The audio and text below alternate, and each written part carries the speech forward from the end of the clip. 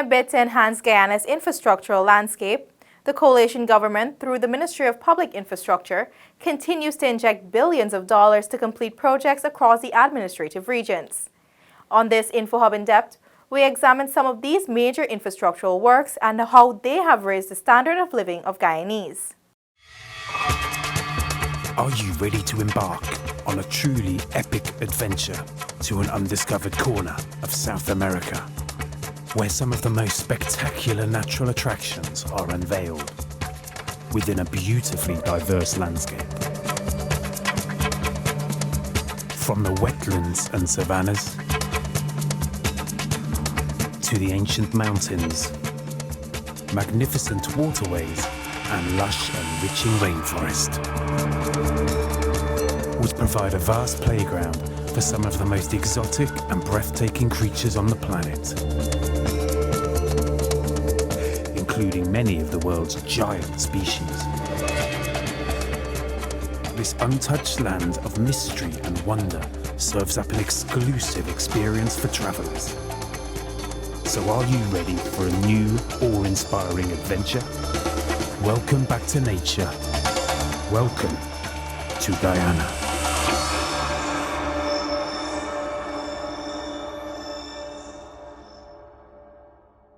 First up, we have Port Kaitumo. For this mining community, the waterfront road is a commercial hotspot. As such, robust roads are necessary.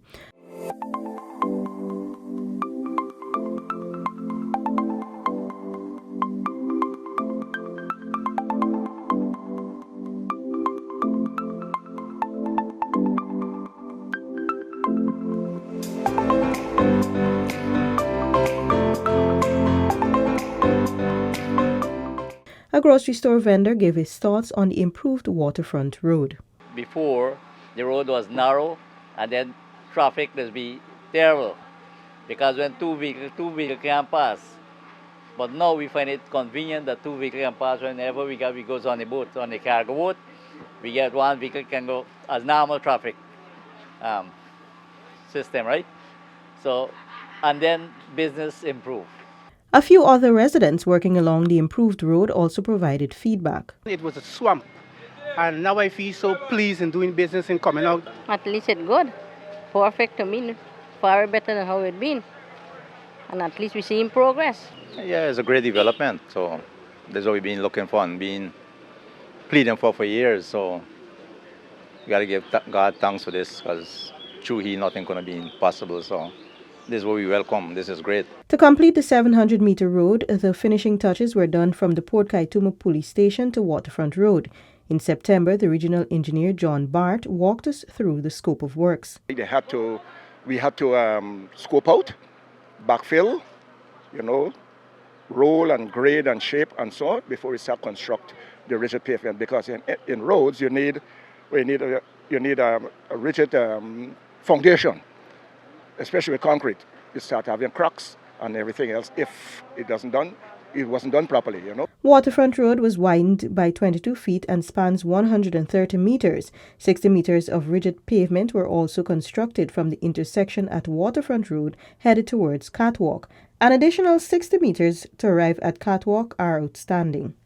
DPI was fortunate to witness a barge with cement that arrived in Port Kaitumo to facilitate the pouring of concrete on the welded prefabricated steel reinforcement that appears to be a wired mesh.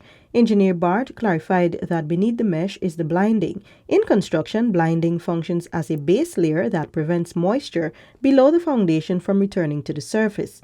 The $145 million road project is expected to be completed before year-end. Just down by the Kumaka waterfront, residents in the Region 1 community praise the works that are set to significantly impact the manner in which persons travel and trade. When the bridge is finished, we will have at least more business because, people, especially on, like when it's rainy weather, even the bypass, they have to take their time and walk, but there you'll have enough space and everything to make a good way to come to Kumaka. That was businesswoman Evelyn Melville, who has operated her store at Kumaka Waterfront for the last 20 years. Senior teacher of Northwest Secondary School Ronald Cox also reflected on the state of the road before the construction of the bridge, particularly in the rainy season. The only thing I know the bridge has is a narrow strip of dirt. Because of that, people might raise their taxi fares. So to get to Marmor, which is just a $500 fare, they might increase it to $1,000. Or if you have large or heavy cargo to carry, they might not want to carry it in the vehicle. Mabaruma resident Samaya Goodman says she will be traveling to Kumaka more often since the bridge will be a strong link between the two communities and transportation costs will be reduced. So I think it would be a positive impact on Kumaka and also Mabaruma at large, because when people come to purchase, we get more gain and profit, which develops the community. With only a month's work remaining, workers are completing the 250-foot approaches to the bridge. The revetment leading to the bridge is also being replaced to better withstand the weight of the fill material and approach slabs. Once these steps are taken, the railings will be installed on the bridge, in addition to safety and aesthetic elements. A few kilometers away in Wana, $109 million was expended to improve the standard of living to the community as the Public Infrastructure Ministry continues with its program to link Mabaruma to Yarakita overland. A 75-year-old pensioner and subsistence farmer, Edward Ramsamy, lauded the initiative. He had no road here, just a little, nothing I used to run here. The grandfather of 3 was overjoyed with the manner in which works are progressing, making it easier for him to uplift his pension. And I feel so happy with it, because it's better for me and all to walk out. From here to go to the bus shed for catch a bus. Diana Sankar, a school teacher, also shared her thoughts.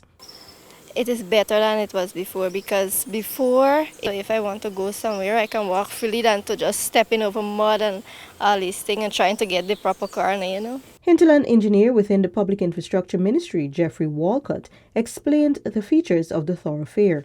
This in particular was one of the more challenging hills because not only the material, it was really destroyed because of the trucks and all the traffic that passing through. So currently the width of the road was widened to about 24 feet, and as you can see, the guys did an extensive amount of slope control to manage not only the water, but in terms of dealing with the soil qualities that we have out here. The Sheriff Mandela Road project, despite a few hiccups, continued in 2019 as part of government's efforts to broaden the country's infrastructural landscape. The $6.4 billion expansion project involves the rehabilitation of pavements, construction of bridges, culverts, and a pedestrian overhead walkway at North Rumveld, along with traffic and drainage upgrades. For the East Coast Highway project, as of September, works on the 4-lane carriageway stand at 95% complete. This includes total reconstruction of the existing 2 lanes of carriageway and widening of these 2 lanes with new construction on the northern and southern sides. Asphalt concrete paving has been completed for a length of about 7.4 kilometers on the northern side and 7.4 kilometers on the southern side. Construction of concrete drains has been completed for the entire 7.4 kilometers on both sides, with covers installed wherever required, while several revetments totaling about 473 meters in length have been completed on both the northern and southern sides. Also completed are curbs for the entire section for both shoulder and median.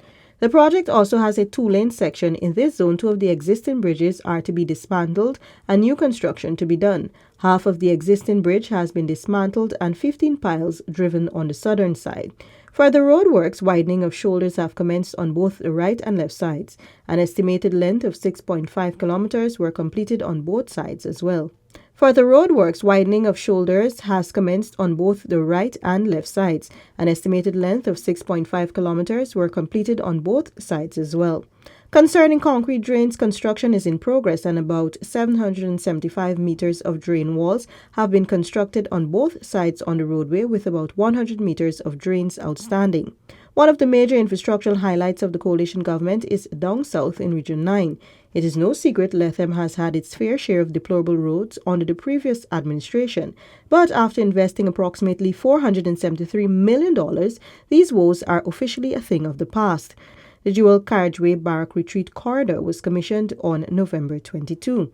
Junior Springer, who grew up in the township, said that he is appreciative of the promise fulfilled by the government. Since I know myself, a little boy growing up, the state of this road, it all, the and the dust and stuff, the way it went before, it is a very, very much big relief for the resident of Letham, especially the shop owners that got a business alongside the road and stuff, right? When you go in the shop, the stores, them all, everything just red. And now, you see a whole total different, what am I say, the whole atmosphere change. You ain't seen the redness out there, the shops clean.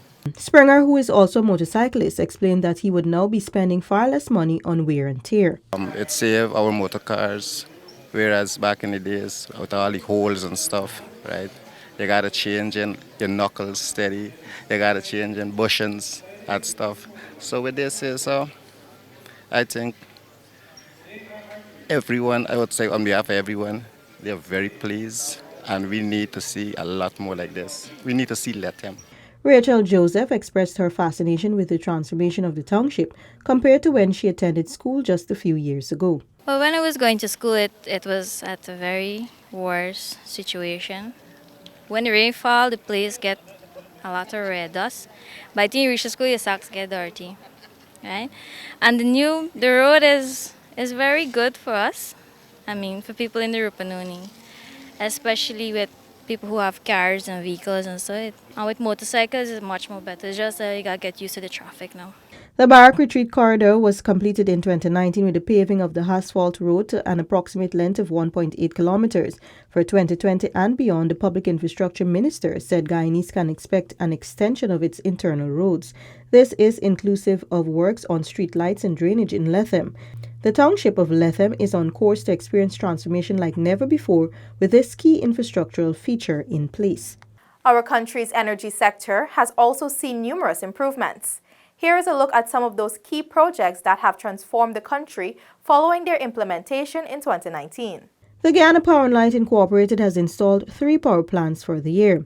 After years of neglect under the previous administration, the living standard of residents in Essequibo has elevated.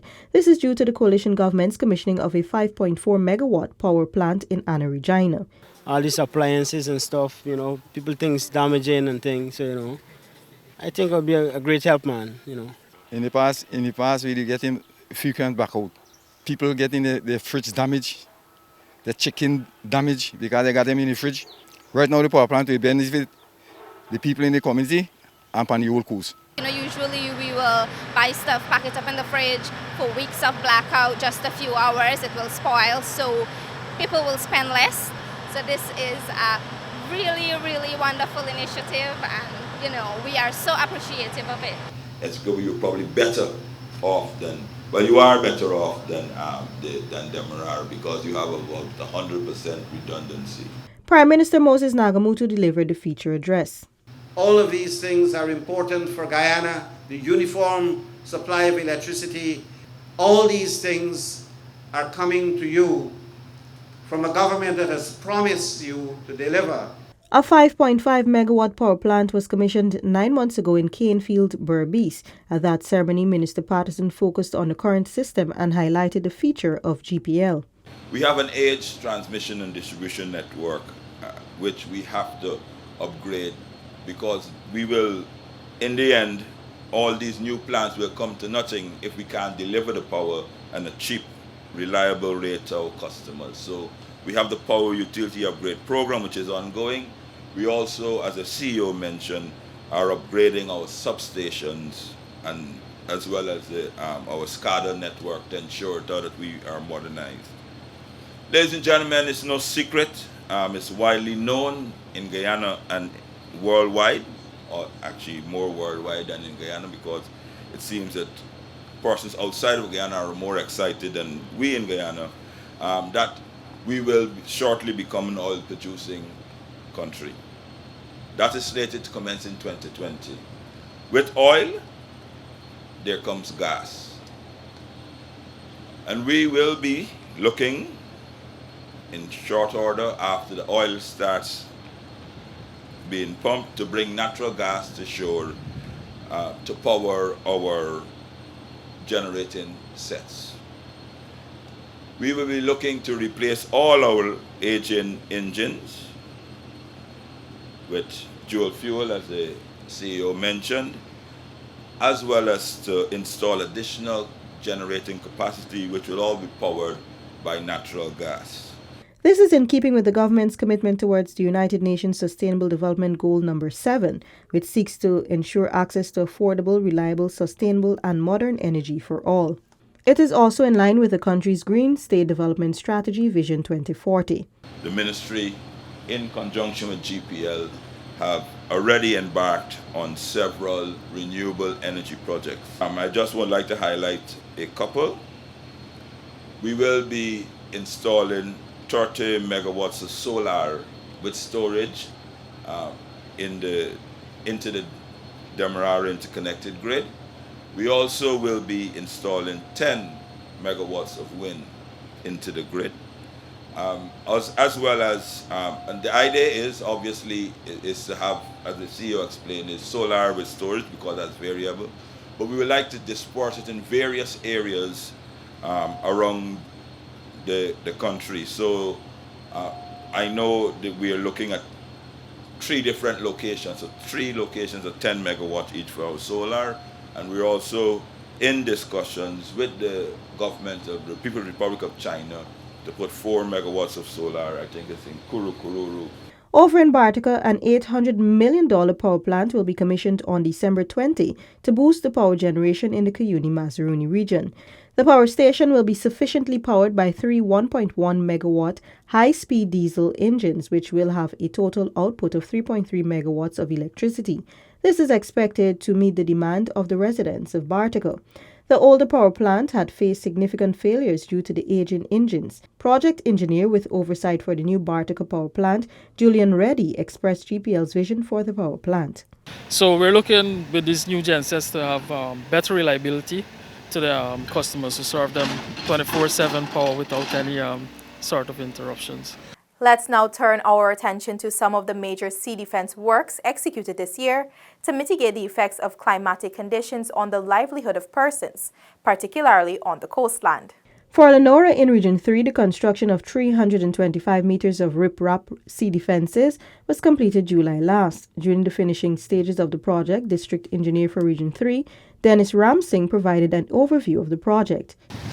Firstly, let me say the structure constitutes of a toe, lower slope, a berm, and an upper slope and crest, and embankment. The project is expected to remedy the challenges associated with overtopping in the area. A nearby vendor recounted her experience. Before there was water coming in because down there all there was flood. The administrator of the Lenora Cottage Hospital also reflected on the challenges faced by the hospital due to flooding. So you find that the water would overtop the seawall into our drain outside, and then the drain cannot take off that amount of water. So you find it will flood the hospital compound. Major sea defense projects were also executed through other administrative regions, most notably the Public Infrastructure Ministry, through funding from both the state and the Caribbean Development Bank, has constructed riprap sea defenses on the Essequibo Islands of Leguan and Wakenham. This has been InfoHub in Depth, where we looked at some of the major infrastructural projects that were completed in 2019 and those that began this year. Thanks for joining us. Goodbye.